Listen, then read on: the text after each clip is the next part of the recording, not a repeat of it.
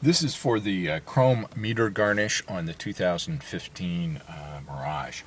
First step is that we're going to go ahead and we're going to lower the steering column to its lowest most position and lock it into place. The other thing we're going to do is we're going to protect these surfaces from possible scratching by placing a shop towel over this area before we remove the finisher which goes around the cluster itself. I'm pulling out at the bottom of this to unhook it so it pops loose, and then you can pop loose at the top. Now if the vehicle has the one-touch start, you're going to have to carefully rotate it up and disconnect it at this point, and then we're going to take this part to the bench.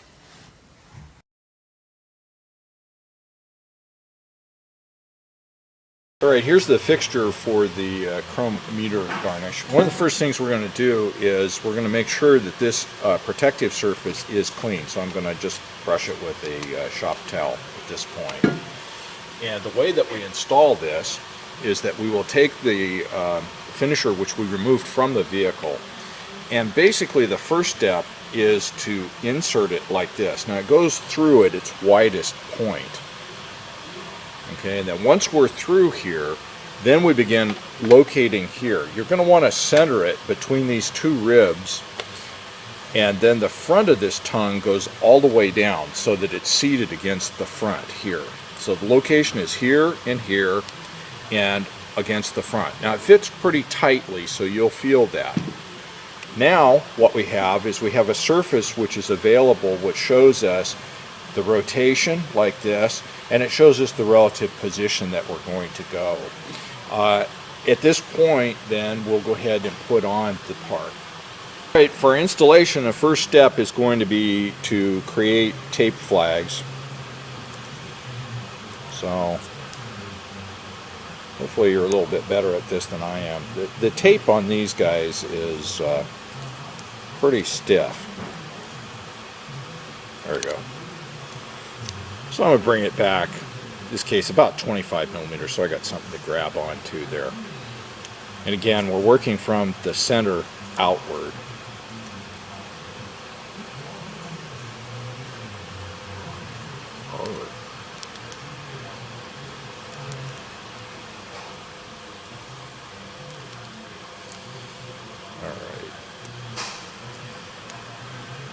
Alright, folding these, and if you have trouble with them, you can do things like you can put a little masking tape on the front to hold them.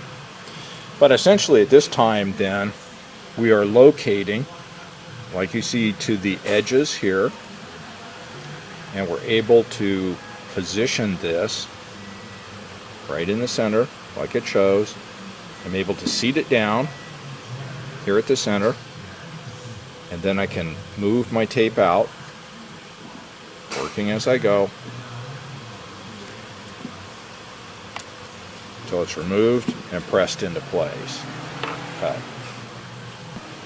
So then here's the other half. Again, move it up and out like this. And again, just follow the guide around.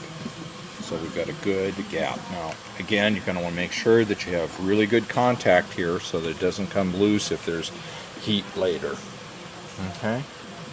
At this point, the garnish is in place, so we can take it off of the fixture. Again, lifting it up off of the table is probably going to help you a little bit.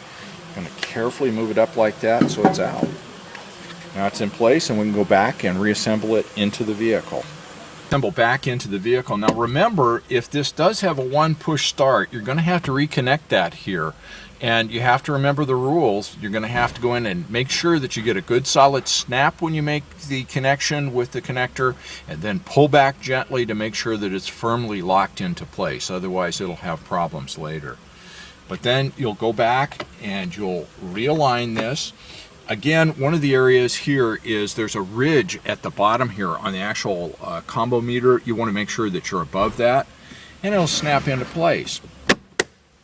You'll hear it snap in good. Make sure it's snapped in at the top, and both sides are well snapped in like that. Take this off, reposition your steering column, and we're done.